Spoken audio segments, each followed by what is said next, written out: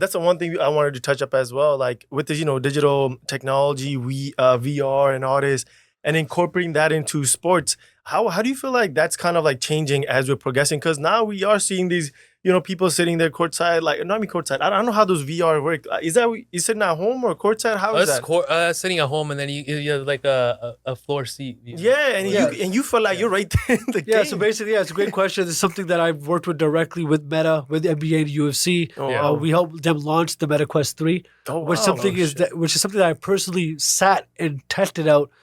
Bro, it's crazy. That's what I'm saying. Like the that's tech insane. is crazy. You actually feel like you're there for sure. 100%. There's no difference between being courtside or these glasses. Yeah, there's a little. Yeah, like you could tell it's something funny. Yeah. Because you can still feel your hands. That's the only funny part. Yeah. But tie your hands away from this, you're there. Yo. Right? And so Crazy. what's happening in the world of VR right now is substantially going to change the way the future generation consumes sports. So I do see a future where physical attendance and gate revenue isn't going to make a difference anymore because the gate revenue is going to come from the VR headset because you're going to pay to watch the match through your VR, coin setting. You've hit your account. You're in the game now. While you're in the game, you're going to see sponsored ads. You're going to see advertisements just like you do on TV, but it's going to be in-game ads. Bet 365. What do you think Lamel's going to make this shot? Bet now, fucker. And you have to click it just because you're in the moment. You click it. Yeah. I bet he does. And that's going to be a very big thing. Betting is going to go up the roof. That's crazy. And on this side of your VR set, you're going to have your fan game experience where all your boys are at. Right? So you're going to see Buck, you're going to see Emily, you're going to see all your boys. They're like, yo, you guys watching this shit? And they're all there with you, all in VR in separate homes, but you're together. And the way that's insane. Yeah, but revenue that's going to be generated from that is going to be not even crazy. It's just experience that you can get without actually people are concerned about this because they're just like, yo, like what kind of future is this? Like nobody's going to be together anymore. And it's like, take a strong look at the generation right now who's growing up. They want to be at home. My little cousins and nephews, they don't like when I say let's go out. They're like, stay home. We're kicking it, bro. Fucking watch some Netflix, play some Fortnite, play some whatever. And I'm gonna say, bro, like let's go outside, play some ball. They're like, I don't want to, because and it's not like they're losers. Well, they are losers, but it's because they're introverted. Yeah, right? This is the generation. This is the generation of where introverted is being cool because you want to stay at home, and like the girls want to stay home too. Yeah, because our girls from our generation want to go to the clubs to get noticed, so the guys can hit on them and flirt with them. I'm not saying that was the only reason they went out. Relax, don't cancel me. Don't cancel me now. But it was part of the reason that they were going out was because, they wanted to just go out there, look pretty, and the guys were posting, it'd be a nice little, night out with the girls. The guys would come out. But now the guys are liking the content on TikTok. The girls are online getting self-gratification from likes. From just putting their fucking ass out there. So they're just like, bro, I don't need... It's called dopamine, right? Dopamine. We go out to experience what? Dopamine. That's the reason why we go to sporting events. Men go out because we get dopamine. We'll go with our boys somewhere, Yeah. And it's boys' night. Let's go watch the fucking NBA game. Let's go to Boston Pizza, have a few drinks. This is all dopamine. You see a hot girl, dopamine level rises up. Now we're living in a time where it all happens within a screen. Yo, a girl like my picture. Yeah. Bro, she DM'd me. You know what's so crazy? What the fuck are you talking about? That notification goes off on your screen. You're like, oh shit, you're right away. You're in there. You're doing. And they're in there. My little cousins are in it. They're in it. With me, I get DMs all the time. Like it's nothing for me, whatever, right? But it's like I could see why it's big for them because they never experienced what we experienced was growing up in our times. And I guess all this that we're talking about coincides with what's happening next in the world of VR, where they're going to be so used to this already. They don't care if they're not going to an NBA game. They're going to be like, yo, Raptors game tonight, you word, boom, out. But how do you feel like that's going to change? Everything's in there. All the popcorn's there, all the snacks are there. And mind you, I do predict Uber Eats is going to team up with VR. So it's like, yo, I want to order, like, yo, you just want a free Big Mac. And it's already on its way to your house now. Because it's through the app. VR. And it's going to be all through this VR headset. Crazy. How do you feel like that's going to change the sports industry in general, though? Okay, so now you're paying, like, to run an arena is not cheap, How do you feel like you can't just not put no fans in there, or like they're going to be fans, but how do you dictate, how do you differentiate You just move to smaller stadiums, bro.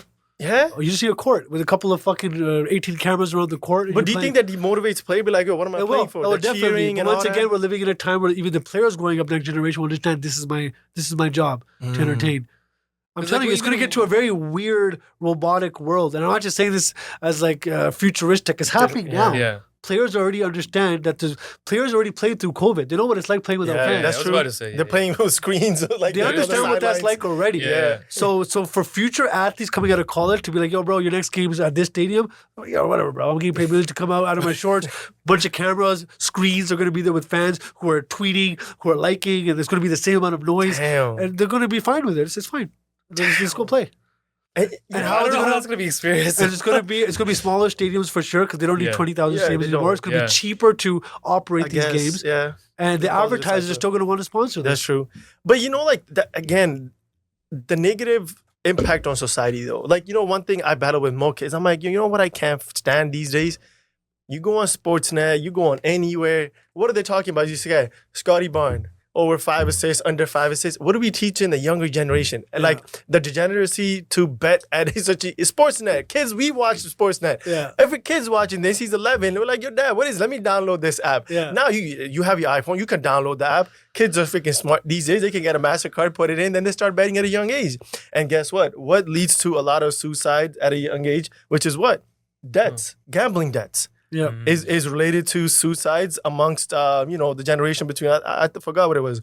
I was reading this article. I don't know if it was from 20 to 40. It was like an age range, and suicide, gambling debt was one of the leading causes that people were committing suicide. But now it's glorified on Sportsnet. People are talking on TSN. You're watching highlights, and I'm like, man, I don't Brought care to who's you by Bet365. Brought to you by Yeah. DraftKings. Yeah. like, but Or brought to you by the latest fucking trend, OnlyFans. only. And it's like they're sexualizing the next generation. They're making them become very monetized, Yeah. sexually deprived. Yep. Yeah. And they want to make sure that these kids are just staying home and they're ordering everything online. Yep. We don't want these guys out in public gathering because what happens when you start gathering in public places? You start ideating. You start Yep. wondering about the world. Why doesn't this make sense? They don't That's right. fucking want that. So Right. then what's the balance then? If you're gonna have, especially this type of We're going to technology, like conspiracy world now. Right? We can get there for sure. But like that is ultimately what we're talking about. Yep. Yeah. The hidden agenda, what we're secretly talking about here, forget sports, forget everything, is the way that audiences itself are being constructed and revolutionized to go to the next era is to just internalize themselves and like to stay at home. You know, it's so That's true it. though, because like we talked about this in last podcast. We as men, guess what? Like we spoke about this. A girl that that's underdressed to put themselves on social media, which is they say when you download it 12 plus, but that's not 12 plus content. That's not. So now that girl's getting the dopamine rush of, oh wow, my one post got 200,000 like. And for men, it's like they're getting the dopamine. It's like, damn, like she's fine now. They're scrolling, they're on her page. Now they're like, oh, she has an OnlyFans page. Oh, $5 here, $5 here. Yeah.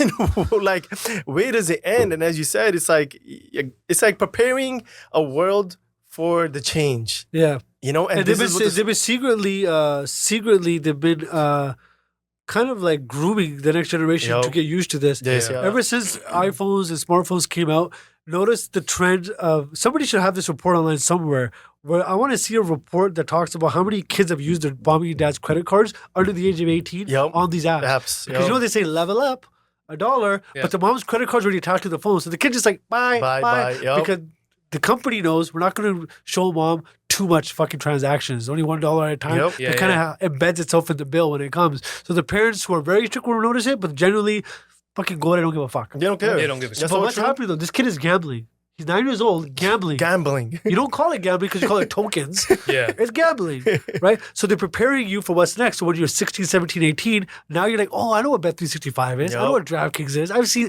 that before. Yeah, I'll put in $5. 'Cause I've Yup. already been putting $5 since I was 15 in fucking Tetris. Right, so what's $5 on the next move of the next play? Yeah. Oh, what's $5 again? Oh, that's the subscription bare minimum for OnlyFans. So let me just go over to OnlyFans Yup. now because they're sponsoring this match anyway. Let me give this girl a little shout. So it's like it's becoming very fucked up the way It things is, are man. going. And so I fear that the more digital we go, even coming from a guy who is digitally active and Active, like yup. all I do is digital stuff. It's like I still see the harm in it for the future generation. So like my personal goal is to make sure that at least the people that I'm producing the content for is always healthy. I don't do any brand deals with any gambling companies. I don't do any content with OnlyFans. Yeah. I don't do any content for any organization that doesn't align with my ethics or morals. Yeah. I don't do any of that stuff. And you know what the issue is, Jay? Like you have that moral conscience not to go for it, right? Okay, you look at like mainstream media. Let's talk about big podcasts, right?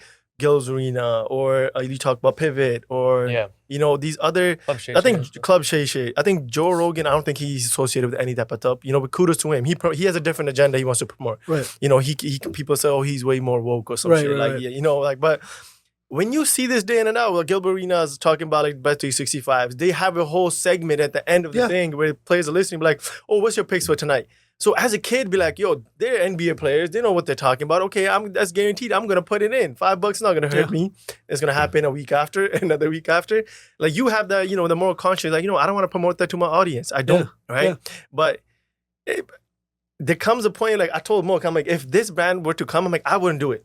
I can't. I'm like, even if I'm fucking broke, I'm not taking that deal. Yeah, good for you. Like, what's the point? What are we moral conscious. It is very good to hear that you guys are talking like that as well. And I'm sure Mook, you're aligned with him as well on that.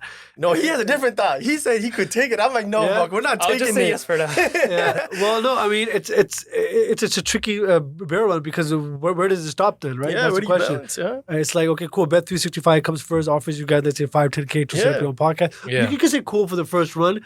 Right, but then as long as you have a goal, that we want to take this enough so that we don't need Bet365 anymore. Exactly. We want to bring in an up-now sponsor, somebody who else can come in. But if you continue that relationship with them, it's only going to lead. Your audiences are going to start switching up. The people that you're going to promote to are going to start switching up. Now you're talking about degenerate gamblers. The comment section start changing. Yeah. Your user base starts switching. Now they're going to demand you guys start talking about shit that interests them. Otherwise, they ain't fucking with you. And now your bag's on the line. So now you have to attest to that. So it becomes a very tricky, slippery slope. And it's that's why I'm able to make the conscious decision early on. From the get-go for my career, like, yo, these are the principles that I live by. They're the morals and ethics that I live by. That's been embedded in me from my father. I'm not going to break that shit for nobody. So whatever I do produce, whoever I do work with, not that they personally have to align with me, but the product that we're creating for the audience says that has to align with however I feel. Yeah, no, more power to you for, abiding by that and upholding it. A lot of people say that I have that moral conscience or, but they don't actually follow through with it. Because, it's tempting. Because, like, imagine if you are doing media, you are in this space, you're like, man, I'm not making anything. But this company they're giving me 10,000, whatever, like for a couple months. Fuck, I'm going to take it. It's out of desperation. And people lose track of, what they kind of stand on. So, that you got to stand your ground no matter what it is. I think it's to forego the cost to put a better future for the generation, I think is a far greater achievement than the 10K you'll make in that 3 months. Far greater. Sure. Hands down. 100%. So then what would you recommend in the sense of like, even just talking about, brand deals, and we're talking about nil, right? I'm going to kind of put it all together here. See, like, if let's say, you're an athlete. If you have a student, like if you have a student athlete, let's say a college athlete, right? They're starting off, they're trying to build up the brand, and then they get a deal, something like Bet365. Right. I mean, they can't work with that company anyways, just because of regulations. But just scenario sense, like it's something that's easy that comes to them. Yeah. Be like, hey, they'll be like, hey, put this out on your Instagram, put this on your social media and stuff, and we'll give you $5,000. Right. Right. But then they're battling between, like I was saying, they're battling between like what's ethical. Right. Right. Yeah, but a lot of these students are going to have to make that decision on their own. If they want to do these types of deals, it's up to them. If that's the kind of content they want to promote to the youth, that's fine. We understand how the culture is progressing into that area anyway. So a lot of these athletes are already going to just be cool with it, I think. Yeah. Right? Unless you're like a Muslim athlete who's like religiously forbids you from gambling, stuff like that, or alcohol. Yeah. I can see those people saying flat out no's. Yeah. But majority of like these players, especially the US players, I don't see them kind of like backing away from any deal, especially when you're broke. Especially when you're not making that type of dollar. Tough, it's hard, man. It's hard to, to say okay to that devil that's sitting on this side that you're not supposed to. Yeah, bro. The good one's like, I ain't got nothing. The devil, he's like, I got everything. So, but one thing I do want to talk about, like being from South Asian community, what would you say for athletes or even brand, like people that want to get into agency? Because like Mook is the only person that I know in Edmonton or Western region that even wants to pursue something in the sports agency. On top of my head, I'm like, I wouldn't pick it. Like I see the emails and this, that, like he's trying to set up and start hire intern. I'm like, why are you doing this shit? I make it so hard, right? So then now it deters you from it. But like for the next people, like I don't want to do that. Like why would I do that? What would you say to the audience, people out there that do want to pursue it, but they don't be like, man, I don't see the future like be beneficial for me and monetary wise, be like, I don't see how it's going to pan out for my future. Monetary wise. And for the athletes as well. Yeah, well, monetary wise, it's a $2 billion industry currently. It started at $1 billion from 2020. So the money's there for sure. One of the things I recommend for anybody to get started is to fulfill your first case study on your own. And what I mean by that, find your athlete from your local high school, your local college, and start with him or her. Dedicate yourself to just one athlete. That's essentially what happened with me and how I started Break Media. I started with one athlete. His name was Phil Greco. Phil Greco is a Niagara Falls-based boxer. At the time, he already fought pretty well-known names like Errol Spence and Sean Porter. Yep. And he's part of PBC Al Heyman as well. But he wasn't really popping off. Great guy, charismatic, funny, good-looking, Italian. You know these guys? Yeah. I come from a great family. He loved food. I'm like, yo, bro, I got this idea. This is how Break Media came into birth. When I was like, I got an idea, and I know it's going to work. And I said, let's get together. And we produced boxing's first ever travel and food show called Culinary Fighter. It's still on YouTube. You can check it out. And by the way, this entire case study is available online to go fact check what I'm about to tell you. I started with him. We made a 7-8 part series about him traveling across the U.S., trying new taco spots, pizza spots, new restaurants. But at these restaurants, he learned how to cook something, and he brought in a guest to eat with him. And these guests were boxers. Paulie Malignaggi, Peter Quillins, Chris Algieri's, Mikey Garcia's, like huge boxing names, right? Yeah, big names. Because Phil had the contacts, right? So my idea was create this series and let's see what happens to Phil's IP once I do this. And mark my word, within 3 months, he got so popular because of that channel that Eddie Hearn, Matchroom Boxing, called him to go fight Amir Khan, and he did. Wow. In the UK. Eddie Hearn. Yeah, so Phil Greco versus Amir Khan was made strictly because of the content series that we produced that was brainchild by me sitting in Toronto saying, is this going to work or not?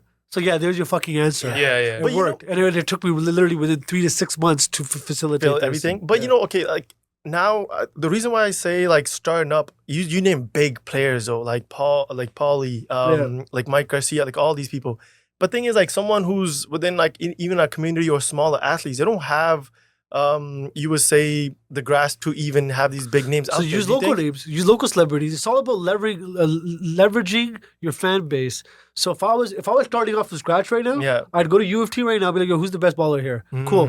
What's your Instagram like? 1,500 followers? Who cares? Let's go. Let's work together. Let's collab. Let's produce some content, original content. This is where ideas should start formulating. And you produce an original series that launches on his Instagram or Facebook or Twitch or TikTok or all of them at once. But it should be brainchild by you. And you put together content and you start distributing that content for the first 3 months. I always say give it 3 months before you walk away from anything. Give it your hardest for 90 days. That's always been my rule. It's something that Phil, the boxer, till this day, he always calls me and says, your fucking 90-day plan. Like, you always talk about that because it's always been a 90-day plan for me. Anything I do, give it 3 months. If it doesn't work out, move on. And if you start seeing traction, give yourself another 90 days. If you start seeing traction, give yourself another 90 days. So I'd go to U of T, I'd pick an athlete, work with him for the first 90 days, see any progression. Most likely you will. Because people in school start being like, yo, I saw that show of yours. It's pretty cool, man. All you need next is a sponsor, somebody to pay for this content. So go to your local pizza shop where the street that he lives on, go knock on that pizza shop that he's been going to eat for the last 10 years. They got money. Ask them for a couple of $100 a week to sponsor your fucking athlete because this is what we're trying to do with him. When he makes it big, you guys will be the first person that he shuts out. They'll most likely give you money. And to do the copy and paste this with 4 or 5 other sponsors in his area. You now have enough money to create original content for this guy's first year being a college player, and you level up each time you do this. That's so Because true. the more views that come in, the more subscribers come in, the more content gets better. Now you're not going to approach Alonzo's Pizza. Now it gets where you're going. Pizza. And you know what? You're coming with them with the track record. Exactly. And the success is almost like synonymous throughout everything. As you said, it's like the agent gets the success to his athlete. The athlete gets his success, via agent, like what he does with him. And as you said, the sponsors that come along from the get-go, they, not get an advantage, but they get the requisition for supporting someone who's local. And now once they make it, be like, wow, these are the people that started off with me, from the get-go, and like we made it this far. And now we're starting to see these like platforms like Indo Hoops or these in our Desi community where they're starting to have these tournaments where our players are coming up. Before I don't think we had these platforms when you were growing up. I don't think we have any platforms like this. No, nothing. Winnipeg, I think recently had a tournament where they had an elite division, non-for-profit. The team who won 10K prize win. Nice. For community 5K. That encourages kids to go out there and to participate, showcase. And what's the one thing that they do the most is media. You know everybody's gonna be watching. You know this is gonna be the hype. So record yourself. Yeah. Make clips out of whatever you're doing as an athlete, and or have agents present there, or have non-for-profit organizations, partner up with those for sure, companies. 100%. Yeah, look, he's absolutely right, and you're absolutely right too. Like I think the way you start is just ground zero, just like Break Media started. Yeah. You literally knock on the first door of the first athlete you see, who you want to work with. Find a local sponsor, get the revenue in, start producing content. Even if it's on a small scale, it's okay. It doesn't have to be. I was lucky because I was a filmmaker that I was able to put sweat equity into Phil. Yeah. You know what I mean by sweat equity? I mean, I didn't get paid shit. Yeah. I didn't get paid shit because this was my idea. Why would I charge somebody for an idea? I want to charge people for a fucking product. Yeah. So Break Media was built on a product that was successful from Phil, and why I was able to charge boxers and charge agencies and charge companies and networks a certain fee because my content wins. And that later on became a much more successful formula to where I am now. Yeah. And now I'm producing for the likes of JaVale McGee, LaMelo Ball, Russell Westbrook, Chris Paul, Max Holloway, I love Travis Kelce, Vernon Davis, you fucking name it. I'm producing content with them because it came off of a winning formula. And I want to shout out our agency in LA, Incubation Lab. Shout out to Jerron Smith, Alani Ford, Chris Holiday. Together we run a very successful production hub in LA called Incubation Lab, who's fundamentally doing all these big name content series that I'm part of is through that agency. And the work that they've been able to do in such limited time from where they started to where they are now has been unbelievable. And we're doing some amazing things with presidential candidates from Barack Obama to Kamala Harris to Joe Biden. And it's funny because I get all these DMs and they'll be like, "Yo, are you like a liberal? Are you like on the Barack side? Are you voting for Biden?" I'm like, "Bro, I'm from Canada. We got our own problems here, bro. I don't even know who I'm voting for here yet." Like,